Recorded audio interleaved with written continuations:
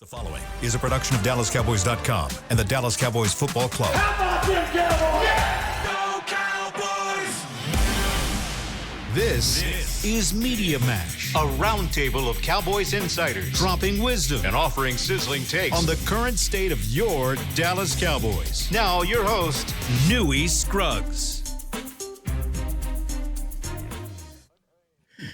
Dog Team here for the Media Mash on Tuesday. Hi, everybody. I'm Newy Scruggs. He is Clarence Hill of All City, Dallas.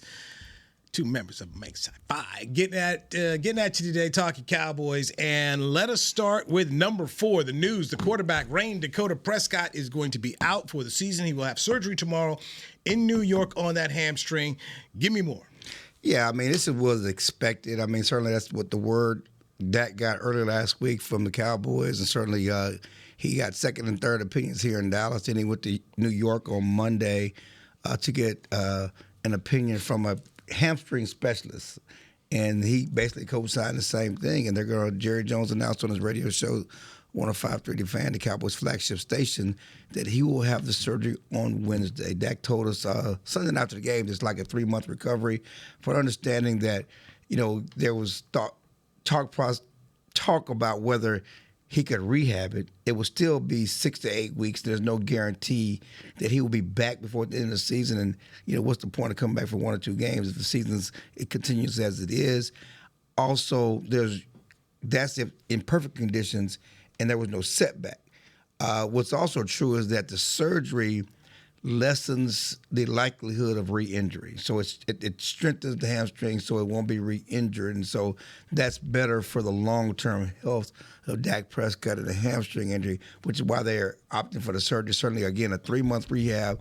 But Jerry Jones said they got a good prognosis. He should be back, certainly ready to go for the offseason, ready to go for the start of next season. But effectively, Dak Prescott's 2024 season, which began with him becoming the richest quarterback in NFL history with a $60 million annual salary, ends after 8 games. So take me back to Tyron Smith, who basically had the same injury. Mm-hmm. Did he have surgery or did he just? He had surgery as well. Okay. No, he had Tyron Smith had surgery. Now, his was a complete tear off the bone. Dak was a partial tear off the bone. Tyron Smith was out from August until December. He was injured in August, getting non-contact drill out here in practice. At the Star before a preseason game, and he was out until December. Missed the first 13 games of the season, played the last 4 games.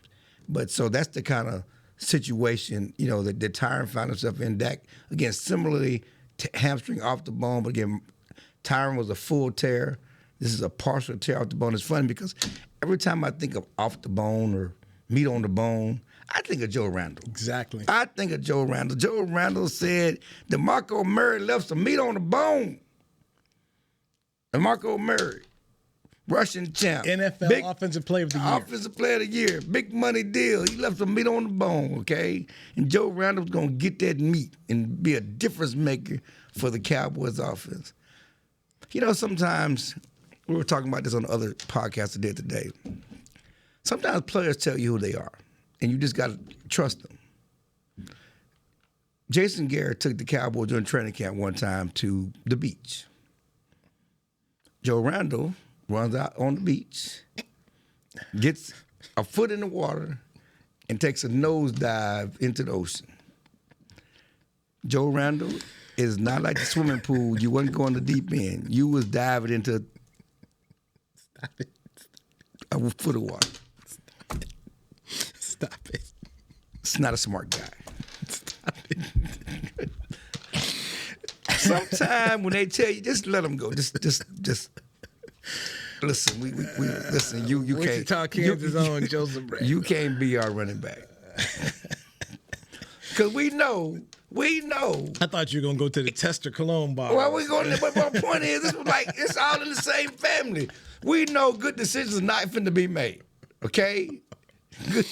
Good decisions are not going to be made. But the Cowboys decided to make him their starting running back. Good decisions not going to be made, from saying meat on the bone, jumping in the ocean when almost breaking your damn neck.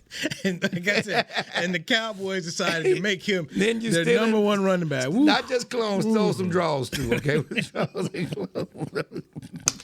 Thought it was a misunderstanding. Sometimes. Anyway, that's in the sidebar. Getting back to the meat on the bone. Every time I think of meat on the bone, other than my boy Off the Bone Barbecue, who down in both in Gene was a great barbecue place, and they're always at the Taste of the Cowboys. Great barbecue place, Off the Bone Barbecue. When I think of meat on the bone, I just think of Joseph Randall. But anyway, Dak Prescott tore meat off this bone, tore his hamstring off the bone, partially tore his hamstring off the bone. He's out for the season, and this was expected. We talked about this last week. His season was likely over, especially the way the Cowboys season was going. Surgery is best for him, but for a guy, you sign the big contract, you get the big money after all the negotiations. You start the season off with a win. You think, okay, here we go. And 8 games later, Dak's season is done. 11 touchdowns, 8 interceptions. Not his best season at all from the beginning. And it's just been par for the course for how the Cowboys' season has gone since the Green Bay games. Nothing has come up good. This actually the 2024 year. Yeah. The year 2024 for the playoff game. Yeah, starting with the playoff game. It just hasn't been right. Hasn't felt right. Nothing has come up roses for the Cowboys. It's been a huge disappointment. And it's basically as though the Green Bay loss has lingered. Oh. The disappointment, the letdown, and it's just continued. They have not won a home game this year. So, Clarence, let's also put out there, because when the news came out, Dak's, gone for the year, you got people saying tank, and you've got a certain section of people who want the Cowboys to go get Shedeur Sanders, the quarterback from Colorado, and then you've got people on ESPN talking about bringing in Deion Sanders as the head coach. And then, of course, you can now trade Dak contingent of people on social media, which they don't understand what they're talking about. Explain it for the people. Well, first of all, the drafting of the quarterback. There's no way the Cowboys are drafting a quarterback at the top of the first round 1 year after signing Dak to, again, the richest contract in NFL history. Paying him $60 million a year. They can't trade him. He has a no-trade clause. And his cap hit next year is going to be like $80-something million. You can't move on from him, and you're going to play him. He's going to be your quarterback. That's just not even on the table. And for a team to have so many needs, and you can say what you want about Dak, the Cowboys have a lot of problems that killed this season that are way bigger and way more important and numerous before you get to Dak Prescott, a quarterback. And when you sign Dak to that deal, you need to maximize your ability to win with him. And using a top pick, and then you look like you're going to get a top pick on a position other than one that can help you win immediately, that makes no sense. That doesn't make any sense. And I think it's, number one, disrespectful to talk about hiring another coach with Mike McCarthy still here. Certainly Jerry Jones has stated that he's not making in-season coaching change. He supports Mike. And I think that if you've seen every week, and I know some of the games have gotten lopsided, but they're playing hard. They're not quitting on Mike. They don't have the horses in certain areas to keep up at times, but they're not quitting on Mike. And regarding the Deion Sanders thing, Deion Sanders has stated a number of times he has no thirst to coach in the NFL.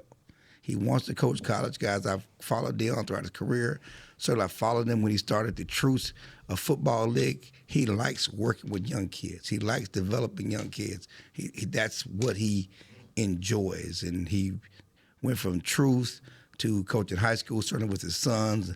Now he's in college.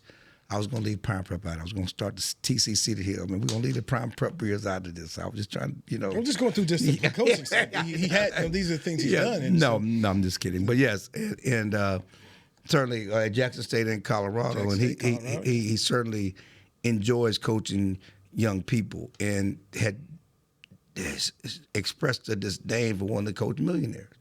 And I know in our era there are a handful of guys who are millionaires in the college, but by and large, that's not what you're getting. And people say, well, he said he would never leaving Jackson State. That's not true. That's not true. He said he had no plans to leave Jackson State. He chose his words carefully. He interviewed with TCU his first year at Jackson State. When he was on the hospital bed getting toes amputated, he took an interview with TCU. Yes. Facts. His actions said, I'm listening to offers. His first year.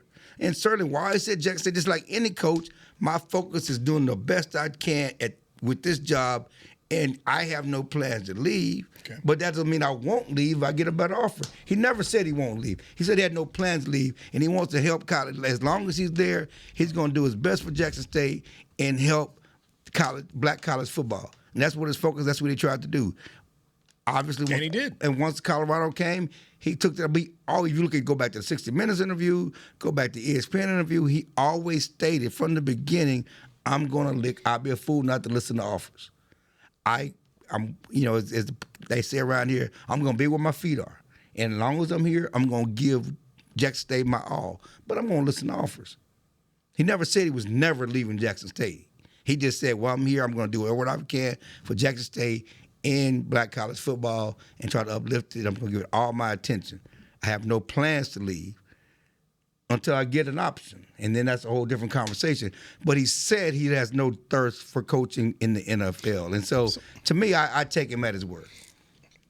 If Jerry said, I'd like you to interview for the job, do you think he even takes the interview? I mean, he likes Jerry. I mean, I think that, again, I don't want to deal with hypotheticals because, obviously. And you got to understand, let's be honest. I mean, that $5 million that Mike make, that's chump change in college football. Yeah. I mean, they make way more. And Jerry has not paid a coach at the top of the market. I mean, Deion's making that much or more right now. Yeah. No, look, I told somebody I think that there's a better shot of Deion Sanders coaching at Florida, Baylor, or somewhere in the SEC. Right. Than with the Cowboys or in the NFL. That's just my opinion. Yeah. That's just my opinion there. Because there's several, and if not this year, in 2 years, there'll be some depth. There's always openings in the SEC every year. Oh, yeah. But in 2 years, there could be, because the people of Florida said Billy Napier's fine. So, okay. Florida State, they just gave Norvell another What about deal. him? What about him at USC in Hollywood? I got to see what the buyout is, because his Lincoln Riley got a significant deal. I understand that, but the things ain't going well for Lincoln. And so I'll say this about Lincoln, Brent Venables. He's gone. Brian Kelly. What about LSU? What about Deion at Oklahoma? You take the man over Florida State. These guys, the deals they're right now, just trying to buy them out significant. I think it's like $44 million for Venables over at Oklahoma, And so, because I had this conversation with some folks about TCU with Sonny Dykes, like Sonny was 20 to buy out. Right. And I said, okay, look at the number for the coach, then add another, depending on the staff, $2 to $5 million to buy out staff. That's just buying them out. So whatever the coach is making, probably add another $2 to $5 million on staff. So you buy them out, you're trying to buy somebody else out, then you go get that coach.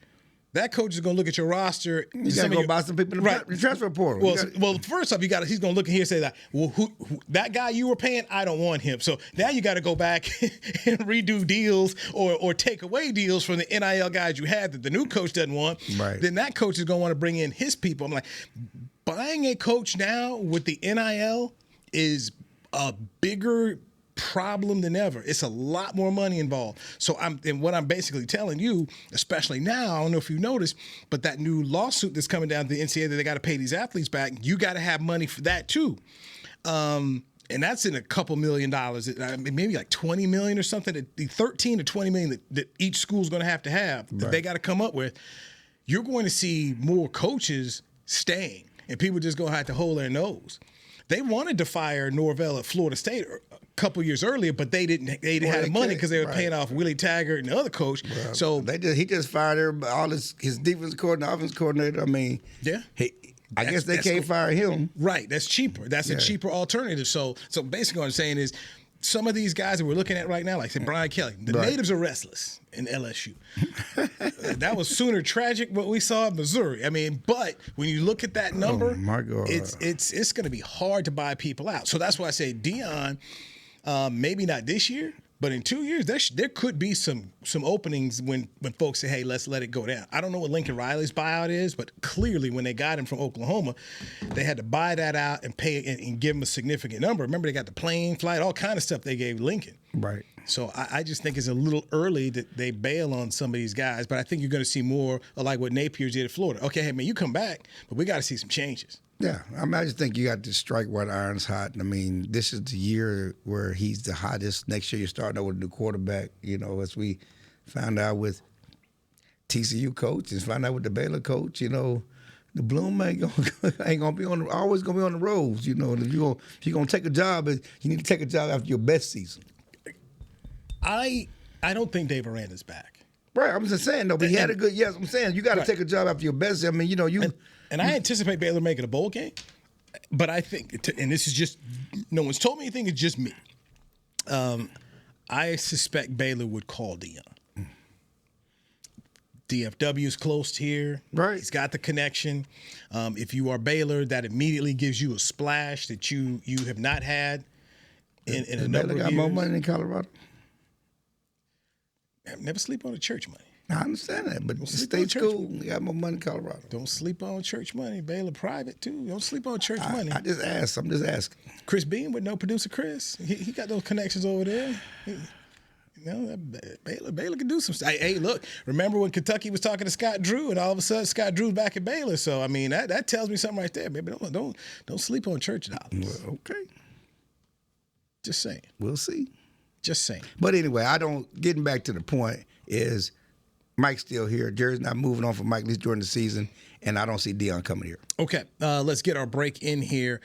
Jerry Jones had things to say about his stadium and the curtains on 105.3 The Fan. Let's dive into that with Clarence Hill of All City Dallas. I'm Newy Scruggs. This is the Media Mash on DallasCowboys.com. Drawback finds Pearson. It's caught. Touchdown. The Dallas Morning News delivers full press coverage of the Cowboys. Bateman straight drop, throws it over the middle. Irvin in for the touchdown, Cowboys. We cover your Cowboys from the preseason to the postseason and beyond. Boot to the right. Looking down the field. Lamb. Victory. Game by game, play by play. No one delivers your Cowboys like the Dallas Morning News. Connect deeper to the Dallas Cowboys with the Dallas Morning News. I'm Cowboys alumni Danny McCray, here with Smoothie King asking, what's that sound? That's the sound of me sipping one of their power-packed smoothies with over 10 grams of protein. With real fruits and organic veggies, because at Smoothie King, what you see is what you sip. So grab a delicious Smoothie King smoothie, throw a straw in your jaw, and get sipping real. Smoothie King, the official smoothie of the Dallas Cowboys. To kick off the 2023 NFL season, Hugo Boss teamed up with the NFL and Micah Parsons to launch an iconic apparel collection featuring hoodies, crews, t-shirts, polos, joggers, and more. The bold, unique apparel of the Boss NFL collection unites football and fashion while reflecting what it truly means to be a boss. Get yours today at nflshop.com/HugoBoss, at HugoBoss.com, and at Boss retail stores. Hashtag be your own boss. Hey Cowboy fans, I'm Dak Prescott, quarterback of the Dallas Cowboys. But lately, I've been learning a new game, crypto. Sound confusing? Don't worry, even us pros were rookies in crypto once. That's why I trust blockchain.com. They make crypto easy. No confusing jargon, just the tools to help you win. Prescott keeps it, slides with a first down. Invest like your icons, where everyone is a rookie in crypto with blockchain.com. Perfect throw, my goodness.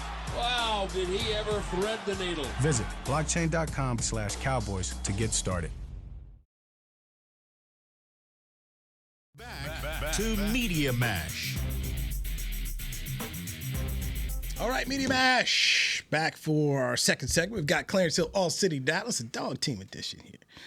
Founders Day right around the corner. Baby. That's right. That's right. Mega Sci-Fi Fraternity Incorporated. Achievement Week. Yes, sir. All right. CeeDee Lamb lost an opportunity to catch a touchdown pass in the end zone because he could not see. So questions were asked once again about the curtains at Jerry World. Evan Grant of the Morning News had some kind of stat about their record during what time of the day, like when the curtains are out there. When the curtains are not there, first of all. When the sun's out. I'm sorry. When the sun's are out, why they need curtains. Let me go see if I can pull this bad boy up. But anyway, Jerry, what do you mean? So now the Cowboys don't win 3 o'clock games. They don't win 3 o'clock games. That's what we're saying. They don't win 3 o'clock games. Basically, yeah, they got it right. Hey man, he's got statistics. They don't win 3 o'clock games because of the sun. That affects both teams. Well, the advantage that you think you'd have at home apparently is not there. Yeah, but I think they should have curtains. But the idea that the Cowboys lose more than they win has more to do with than at that time has not about the curtains. Is all I'm saying. You can't make a 1-to-1 correlation over an element that affects both teams that's worse for the home team. This is a tweet from Evan Grant of the Dallas Morning News. From November through January, the Cowboys are 18-19 at home at 3 to 6 start windows, including postseason games. Let's see what teams are playing at those times, especially when you put postseason games out there. I mean, come on, the media goes too far sometimes. Okay. Jerry's gone. I mean, listen. Kellen Moore had a sun plan for the Eagles. He said the sun affected them in the first half. Mike McCarthy has a sun plan. The Cowboys have been having a sun plan. Whether they should have a sun plan is a whole nother conversation. We can talk whether they should have curtains or not, but both teams do have a sun plan. It does affect both teams. To sit up here and try to say it affects the Cowboys more than it affects the other teams, that's not true. It's been some unfortunate incidents and Cowboys losses that exacerbate the problem, but go back to Sunday, 34-6. The curtain wasn't the reason why it was 34-6. Lack of curtains, not the reason. Okay. I mean, lack of curtains, not the reason why it was 34-6.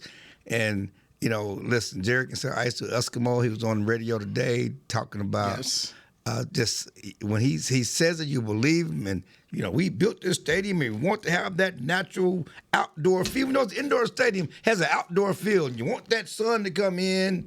And it affects both teams. It should be a home field advantage. We know where the sun is. We know where the moon is. I get it. It does affect both teams. It is part of a natural field. But if you can eliminate that, why not do it? If your players, the reason why you play the Super Bowl in indoor stadiums or outdoor stadiums and not in Green Bay in January, because you want the best conditions for both teams. So, okay, the reason you build an indoor stadium is because you want the best conditions possible.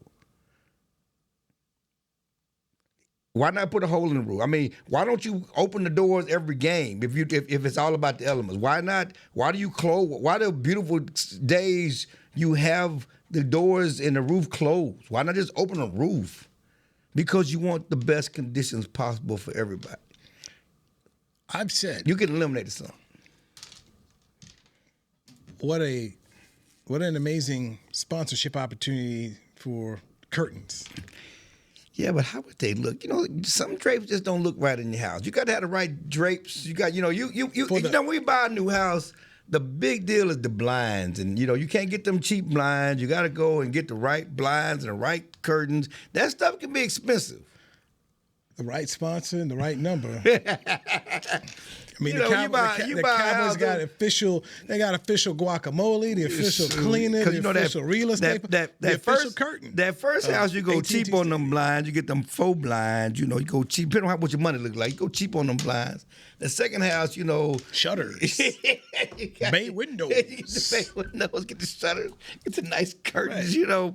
It's just you move up, you step up, step your game up, Jerry. Then Noah Bullard at Channel 5 decided to put the little sunscreen yesterday. So in front of the coach, and it's been a problem when we do press conferences late in the afternoon. The sun's glaring in on the coach, and you got to do the right thing. But listen, what's crazy to me, and we haven't gotten to the Micah Parsons talk. What's crazy to me is, even Troy Aikman, the AT&T caught a stray on Monday Night Football last night. So receiver couldn't see the ball in the light, and they brought up the curtains, caught a stray. It was Troy. Troy always doing this. He brought up Derrick Henry a couple of weeks ago when he went off on Monday Night Football. He's always taking little kidney shots. I don't think that's what he meant. you Mike Parsons.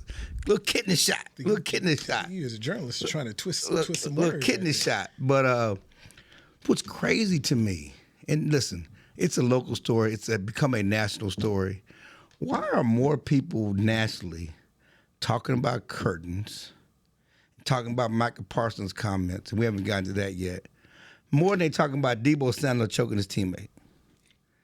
Agreed. Choked his teammate on national TV. Has to be a team fine. Has to be. Choked his teammates, punched another one on national TV.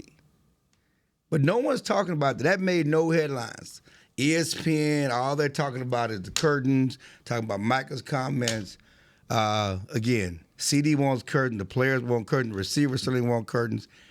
Jerry's right, it does affect both teams. But again, it is certainly seemingly, as the Dallas Morning News pointed out, adversely affected the Cowboys more than the other opponents. Of course, it has a lot to do with those opponents that playing, especially when you include playoff games like the 49ers. They lost to the better team. It's better teams. Curtains ain't why they got a bad record from November to January at 3 o'clock. 1 + 1 ain't always 2. Hey, until 2024, they had a heck of a winning streak over there. Right. So, they won 16 straight games at home. None of them at 3 o'clock. None of them. A lot of 3 o'clock games. That's all they play is 3 and 7. But now we're going, because this year's gone bad, and I guarantee you that you go back to the Baltimore loss and the Saints loss, it wasn't because of the curtains. Go back to the Green Bay loss last year, it wasn't because of the curtains. Go back to that Detroit loss, it wasn't because of the curtains. So we putting all that into the same basket. I'm not defending Jerry or the curtains. They should have curtains up. They should do something. They can fix that. They built the stadium in the wrong direction, but that's Jerry's baby. And, he's sensitive about his baby. Very sensitive. Don't talk about his baby. Talk about his baby. That's Jerry World, the Taj Mahal, the palace that everybody wants to play in. That's why they're doing World Cup here. Don't talk about his baby. But, you put curtains up for concerts, put curtains up for WWE. Stadium was built for football. Football's meant to be outdoors. We want to see that natural sun in the air. Not putting up curtains for football. And as Jerry said, let's be honest about it. 34-6, 4 straight losses. It's a cool talking point. It's a nice little sidebar. Certainly makes great TV and memes and everything else. The curtain way down on the list of Cowboys' problems and things they need to fix. I don't really know what you can fix this at this point in the season, just because you can. But I'm just saying, with the things that have gone wrong with this team, curtain way down the list. Yeah. You can talk about the injuries. We can talk about how they built the team for the off season. Sure. We can talk about the offensive line. That's what I was pointing to. Their lack of playmakers. Curtain way down the list. Way down the list. But it's cute. We're tired of talking about everything else. We're tired of talking about, them not being all in. We're tired of talking about waiting too long to sign Dak and CD. We're tired of talking about the offensive line. We're tired of talking about Mike and DeMarcus Lawrence being hurt. We're tired of talking about Mike McCarthy's offense and Zimmer's defense. Let's talk about curtains. Hey, man. That's funny because, the morning news shows, they can, good morning, everybody can tell. That's funny. It's something everybody can relate to. As I talk about the blinds, it's something that casual fan, not the seam head, the soap opera watcher, they can all relate to curtains. You want to talk about the 45 yards of passing from your starting quarterback? We don't want to talk about that. Let's talk about curtains because that's something everybody can relate to. Something else Jerry Jones had to say about a player, a veteran player, and how well he's playing and how he views the player. I had a question about. I want to dive into that with you, Clarence, and get your opinion on what Jerry had to say about this particular player who's well known to fans. We'll do that next on the Media Mash. Newy Scruggs. This is DallasCowboys.com.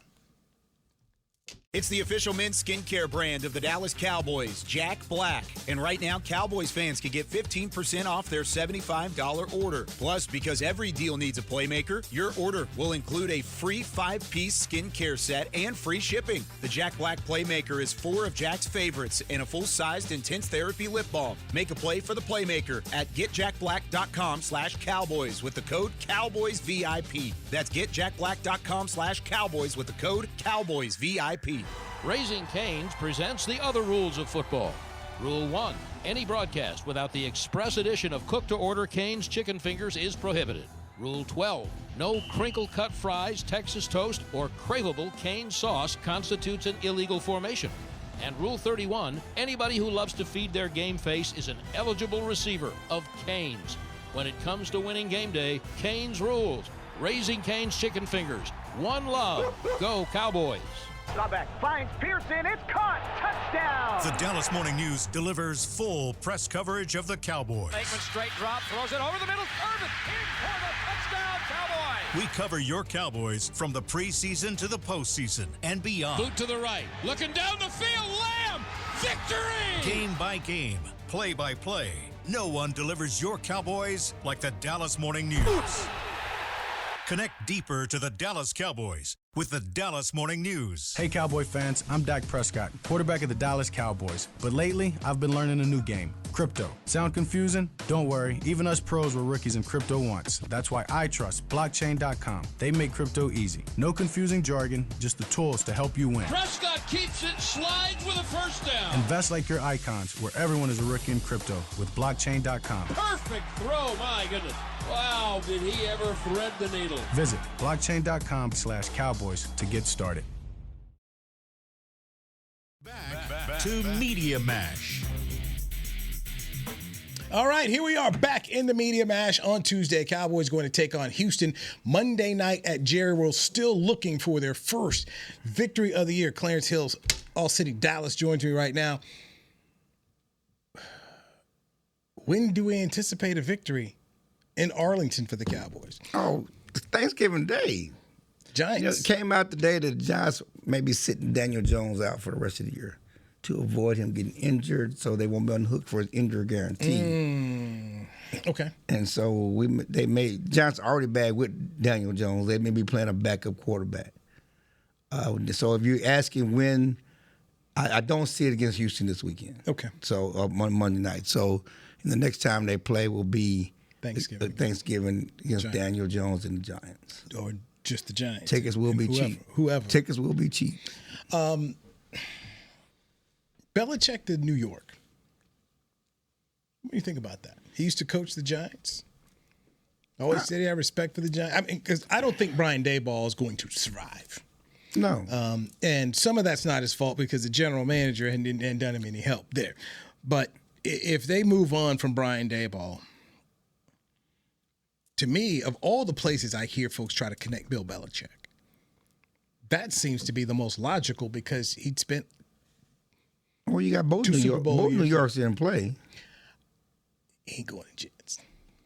Well, yeah, he does hate Woody. Yeah, okay. Going Jets. You got the Giants. You got the Bears. You know, you got who's going out to Ben Johnson? Who's going to pay Ben Johnson the big money because he ain't coming cheap. Everybody want to connect Ben Johnson to the Cowboys, and you know Ben Johnson wants $15 million. He already put the number out there. I'm just looking at the Giants and Belichick saying I just see that as a fit. And if you're John Mara, and I would be surprised if the GM stays with the Giants too. If you go get Belichick, you can go get somebody that gives you the whole thing. Right. Belichick, and he can bring in whoever he wants to be, the personnel. I mean, I'm just thinking, to me, of a team that I look at to say you need real credibility, who fans can get behind, who understand Giant football. To me, Belichick is your guy with the Giants. Yeah. And we see Belichick twice a year. The problem is that you're probably going to be drafting the quarterback. Is Belichick who you want to develop a young quarterback? Josh McDaniels is the guy to develop the quarterback, not Bill. Who he developed? Who did Josh develop? Can you tell me who Josh developed? Can you please? Jimmy G. Can you tell Jimmy me? G went to a can Super you tell Bowl. me who I just Josh told you. Because he didn't Boom. develop Tom Brady. Who did Josh Jimmy develop? Who is Garoppolo. Josh? Super Bowl who is Jimmy. Josh Super Bowl developed? Jimmy. And where's Josh now anyway? Is he out the league? He's waiting for Bill to get a job? Collecting checks from the Raiders. Okay, who is Josh developed? Please tell me. I just gave you a name. Exactly. Jimmy. Exactly.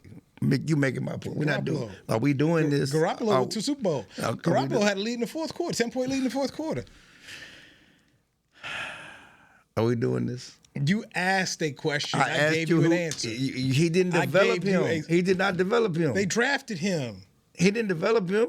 Okay. Well, I don't know what you want me to say. He went to San Francisco. San Francisco developed him. They get more credit for that than being a backup in New England. He was. But my point is, getting back to the beginning, when you look at the Giants' next coach, most likely they're going to be drafting a quarterback. You need a coach who can develop that quarterback. I don't know if Bill, as much as you put the ties together, I don't know if he's that guy. I mean, he fell into Tom Brady. Let's be honest. I mean, a lot of folks fall into people. Well, no doubt. I'm just saying, though, there's no track record of necessarily developing a guy in that system outside of the greatest that ever played. He brought him into his system and he developed the guy. Well, no, they targeted somebody else. They picked number one overall to be their guy. Bill wasn't there when they took Bledsoe. That was Parcells. Yes. Oh, okay. All right. Bill ended up later on coming on board, and they were part of the team that went to the Super Bowl because that was after Bill had got let go with Cleveland. Because I was there. Yes, it was. I was there. Actually, Belichick beat Bledsoe and Parcells in a playoff game. That was the first Browns game I ever covered up there at the end of '94. Right. And then so after he got let go for the Browns, he ended up going with Bill in New England. They went to a Super Bowl, and then Bill, after the Super Bowl, went to the Jets. Getting back to the original point, the next chance to have to win is certainly the Giants on Thanksgiving Day, without Daniel Jones possibly. All right, Micah Parsons. Let's get into that. Still waiting on you. I thought maybe you'd be on the Micah Parsons podcast. Listen. Didn't get the call yet. Listen, he got to call my people, man. Got to meet my number. I think he had a bigger issue than talked about, and that was his comments about Mike McCarthy. And Shannon Sharp got on him pretty good today on ESPN. Damian Woody and Rex Ryan got on him hardcore on Monday. Ryan Clark defended Micah Parsons on Sunday night. You defended Micah Parsons and said you didn't think that he had said anything malicious. No, that's not what I said. Let's be clear. Let's be clear. He disrespected Mike McCarthy. There's no question about that. And as Jerry Jones said on the radio, sometimes you can say things that everybody says you disrespect. That was not your intent, but that's what you said. And so if it's like replay. If 100 people in the bar see it and they say it is, that's what it is. That was not your intent. And I don't believe in his heart of hearts he was intending to besmirch Mike McCarthy. He did besmirch Mike McCarthy. There's no question about that. But if you just put it all in context, he was asked about Mike McCarthy's job. First thing he said was above my pay grade. Then, as Mike is wont to do, he tries to give us an answer, and he tries to be good with the media because we love when Micah talks about the lion and taking people out to the deep water and sharks and so he has this image of being that good talker and having good comments, and we've been feeding that beast since his rookie year. We've been feeding that beast so much that he got his own podcast. And so he tries his hardest.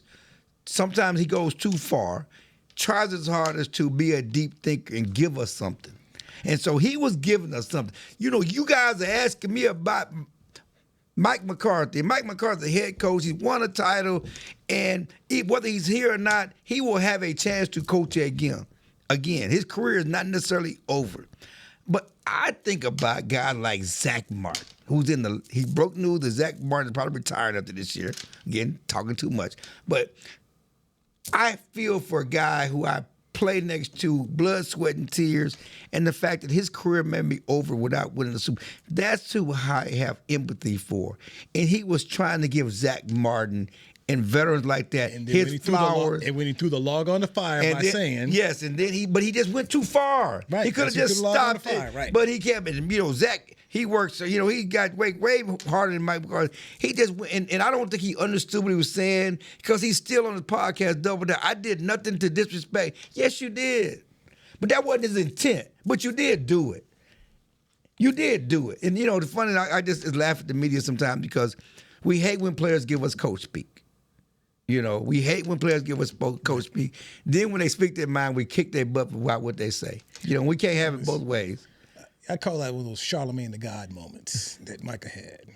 Yeah. Start talking, and now you think I'm an intellectual. I'm gonna yes. be like, hey, no, you're doing too much. Yes, he went too much. He went too far with too much. Trying to show love and deference to a warrior like Zach Martin, who's most likely in the last year of his career, most likely retiring. He was trying to take it to the next level. He was asked about Michael Parsons. He invoked Zach Martin.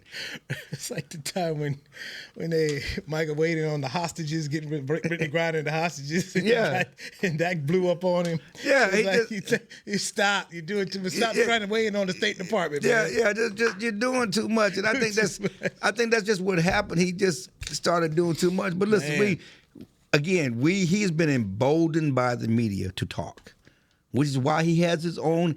I mean, he does not only have a podcast, he is the president of the sports podcast network over at Bleacher Report.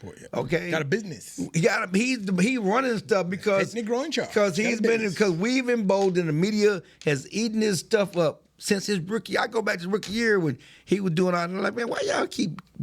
I don't get into this, and it's you TV guys, really, because y'all love that kind of stuff. And, it makes for good TV. You TV guys. Yeah, you TV guys. You know how y'all do, man. Y'all love that kind of stuff. And he's a lion. Generalizing. I'm just saying. You're generalizing. What's that guy name that came out here from Channel 5 with that Santa suit on, that cowboy jersey? Y'all like to do bits. What's his name? Paul? What's his name? Anyway, I'm just saying, y'all like the bits. Y'all like to do bits. It's cute. It's cute TV. That wasn't me. Yeah, I just said. It's like when you say smoking weed right over there. How many years ago? You there smoking weed? How many years ago?